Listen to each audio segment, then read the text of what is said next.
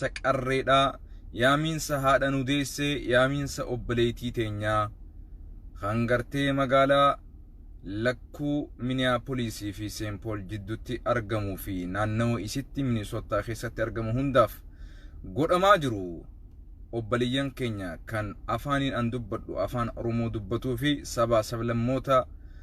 jiraattoota Minnesota keessa kan tahaniif ummanni hawwan keenya gartee yaaminsa mormii guddaa hiriira guddaa magaalaa St. Paul irraa ka'uudhaan boru Oromoo community OCM'tti waldaa hawaasa Oromoo kan Minnesota argamu achirraa akka hiriirri nagayaa achirraa jalqabu yaaminsa guddaa isinii godhaa jiran yaaminsa harmeetiga yaaminsa harmeeti ni beeytaami harmeen akki isin siyacha gartee rakkattee dheebottee beeloytee gaggabdee nyaata dhiistee hirriiba dhiistee sima guddisuudhaaf kanaafuu gaayoo rabbiin fedhe boru sa'a salaata zuurii jum'aa booda jechuu salaata jum'aa salaannee hiriirri guddichi waan dhohuuf kan dubartiin teenya hawwan keenya qarreen teenya qopheessite isaantu qopheessee malee dubartii qofaatu irratti hirmaate jechuudha miti kan dhiiraa fi dhalaa keessatti hirmaatu taha hiriirri kuni kanaafuu dubartiin teenya sagalee ukkaamamteef sagalee taana haqa keenya mirga keenya falmanna ilmaan keenya du'arraa olchina saba keenyaaf sagalee taana ummata keenya kan hidhame hidharra akka nu baasan mormina mootummaa nafxanyaa kana rabbiin akka nurraa buusu akka nurraa deemsisu akka nurraa cabsu rabbittillee waywaanna jechuudhaan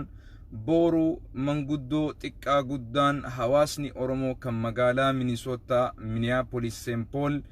akkasumatti naannawa isii qubatu hundinuu akka hirmaattanii sagalee teessan humna taatanii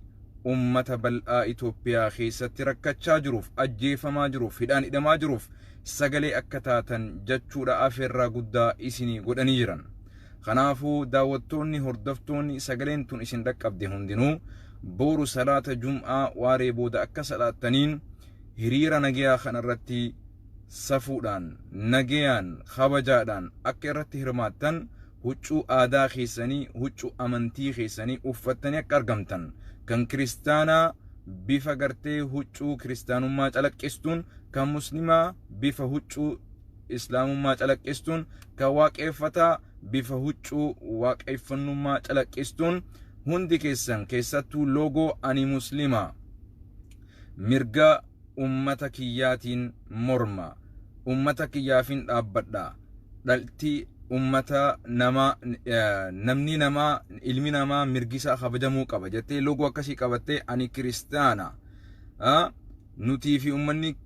muslimaa rakkoo walirraa hin qabnu nuti rakkoo mootummarraa qabna jettee loogoo akkasii qabattee akka gabbaatu qopheeffadhu ammaan I am a Muslim I stand with Oromo I stand for justice jettee loogoo akkasii qabadhu bee I am a Christian I stand with Oromo I stand for justice je'iti dhaabbadhu ama waaqeffataa I demand justice for Hachalu I demand justice for Oromo je'iti loogoo akkasii qabadhu gabbay Oromo Muslim and Christian and waaqeffata we are majannan we are united je'iti loogoo akkasii baafadhu qotu Oromoon Islaamaatii fi Kiristaanaatii fi waaqeffataa nuti ummata tokko ummata wal qoodee waliin jiraatu miti je loogoo akkasii qabadhu beeboru qeesi gabbay sheeki gabbay dhageessa abbaa gadaa gabbay warri sinqee taatanii teen beenu gaaweta gisee laayivii seenu subbaan bilbilanii sirabbashuuf rabbi sana qajeelcha buu ala kulli hal boru please keessattuu ummanni amantii adda addaa qabnu kan Oromoo taane calaqqisu uffatanii akka tokkummaa ummata Oromoo tokkummaan keenya gartee boru calaqqisuun isin jaa warri dalagaa jirtanis dalagaa gizee baatan hirmaadha hiriirri akka galgalaatu itti deemaan saa gaasriitu so please hiriira obbaliyyan keenya haadhowwan keenya ilmaan keenya nuu qopheessan kana irratti haa hirmaannu hiriira isaan boru gartee mee taraan teenya nutiitu let us lead jaan boru nutiitu isin gaggeessa malee hiriirri kanama hundaati waligallaa miti hiriira isaan haa yaaman haa qindeessan malee dhalaa fi dhiirtii hundinuu irratti hirmaatuu qabna so my message ni guddaan dhaamsi guddaan irraa fudhattan irraan tana qeesinis sheekninis abbaan gadaatis boru huccuu teessan uffattanii please saffii durarratti gartee harka wal qabattanii ummanni muslimaa ummanni kiristaanaa ummanni waaqeffataa fincilli arraan tana nurratti baname kun fincila amantii osoo hin taane fincilli duguggaa waan ta'eef nama ta'ee Oromoo ta'e hin jiraanne ja'anii waan nurra bananiif kana waliin akka murminu kan kiristaanaa Oromoo toof ajjeefamaa jira kan muslimaa Oromoo toof ajjeefamaa jira kan waaqeffataa Oromoo toof ajjeefamaa jira kana beeki hubadhu kanaafu ummata gartee Oromoo taanee jiraachuudhaaf mirga qabna moo qabnu wayinsi gaafadha Oromoo taanee jiraachuudhaaf mirga ni qabna moo qabnu mirga ni qabna miti ha kana hubadhu Oromoo eenyutu uume Oromoon qabeenya eenyuti rabbiitu uume subhanahu wa ta'ala rabbiitu uume namni Oromoo Oromummaa ta'uudhaaf namni Oromoo hin jiraatin jee Oromootti qabu nama rabbiidhaan wallalu jiru nama rabbii irratti subhanahu wa ta'ala maaliif Oromoo uumtee jee hojii rabbii keessa seenaa jiru kana hubadhu nuti gosummaaf hin deemnu sabummaaf hin deemnu uumaa rabbiin irratti nu uume nama taanee Oromoo taanee jiraachuudhaaf miidha gaafin jiru kana khabeekuu qabdan kan amantiidhaanis walitti nu buusee gandaanis walitti nu buusee biyyaanis walitti nu buusee addaan nu qooduu barbaadus mootummaadha kan rakkoo amantii qabus mootummaa kan rakkoo sabummaa qabus mootummaa kan rakkoo gosummaa qabus mootummaa dhaggeeffadhu wanni ati beekuu qabdu wanni sii galuu qabu tana wanni namaa galuu dadhabde kanaafu boru gabbaha Minnesootaan waan Minnesootaa keessanii akka addunyaan isin beektu sanitti hojii teessan hojiidhaan mul'isa walii gallaami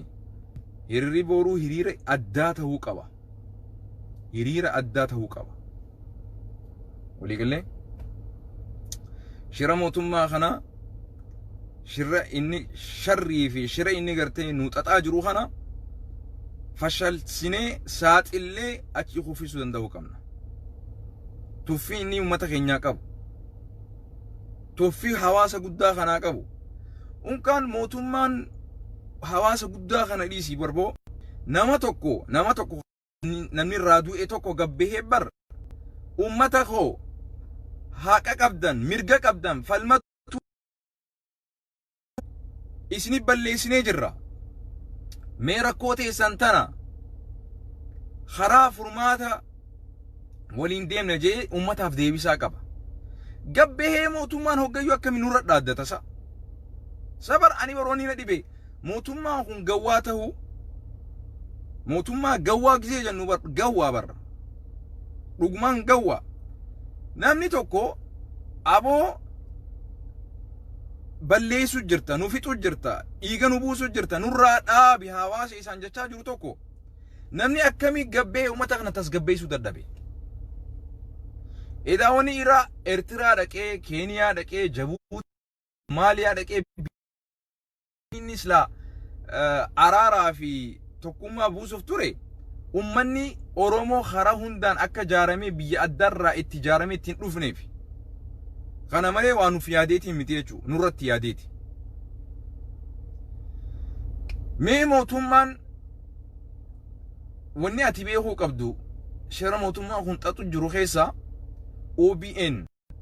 OBN manguddoota gartee manguddoota gandaa tawaan haasootii fi waan dhiistu hin beekne abbootii amantii jedhanii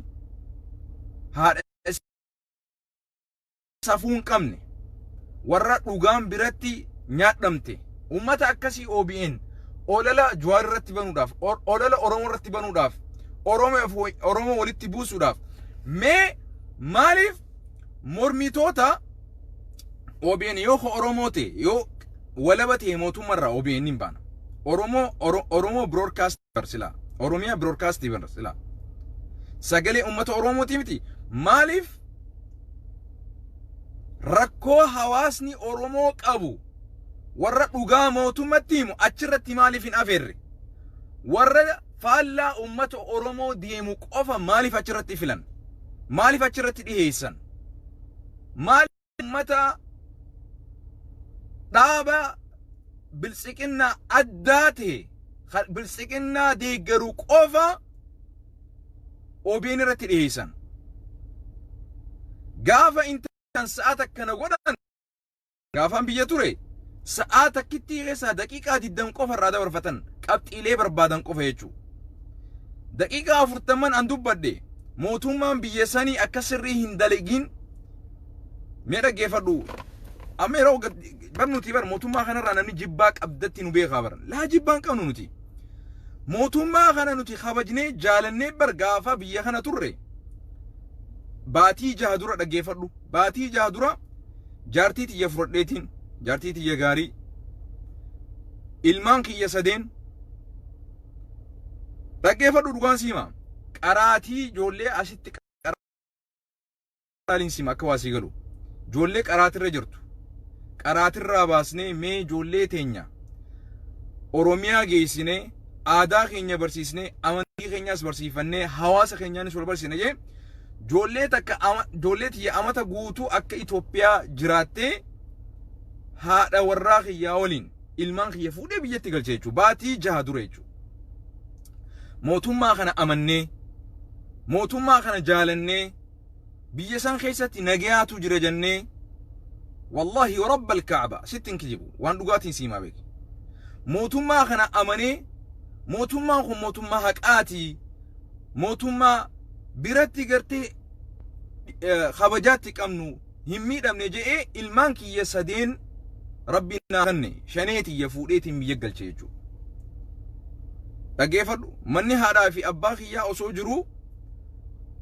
dalagaa lama asii biyya kanatti dalagaa mana kireessee fi ganda Oromoon qubattu qofa gartee Saaphiyaan keessa mana kireessinee ilmaan kiyya achitti masruufaa jiraachaa turte jechuudha. Torbaan tokko hin teenye nuti biyya dheenee ijoollee tiyyaa fi nu shororkeesse nu wareesse jechuudha. Torbaan tokko osoo hin taa'in ana duratti dubartii tuman na duratti rasaasaan warra hiriira bahaa ture ajjeesaa turan jechuudha. Kanaaf dubbanne siyaasaaf miti ka dubbachaa jirru mootummaa kana jibbarraan qabnu sirnaa fi hojii inni hojjechuu jirurraa rakkoo qabna. Hay namni tokko mootummaa tokko yoo irraa jibba qabaate jiruu gaarii Ameerikaa tana fakkeenyaaf hin baana tanagayaan bobbaatee galtu tanagayaan jiraattu fakkeenyaaf hin baana yoo ati badiitti ba'uu baatte yoo waan sirra hin fakkaanne hin daleene seeraan kabajamtee jiraatta. Ilmaan kiyya mana barumsaarraa baaseetiin mee afaan kiyya haa baratanii aadaa isaanii haa baratanii waan gartee barbaachisu biyya kiyya san keessatti godhee biyya tiyyaaf tahee ilmaan kiyya achi guddifadhee if bartee ijoolleen tun biyya tana haa dhuftu jee haadha warraa waliin wal qabannee biyya galle jechuudha. Nam shan taane dhaggeeffadhu kuni maali jaalala biyyarraa qabnu jaalala fi kabajaa nuti mootummaa saniif qabnu ture jechuudha. Wallahi torbaan takka hin teenye ani Oktoobar 10 8 9 asiibe Oktoobar 16 aggaamiin Jawaar irratti godhame. Hiriirri guddaan buqqee Itoophiyaa keessatti. Ummata qeerroo fi qarree hiriira bahaa jiru mootummaan waraanni makalaakiyaa fi akkasumatti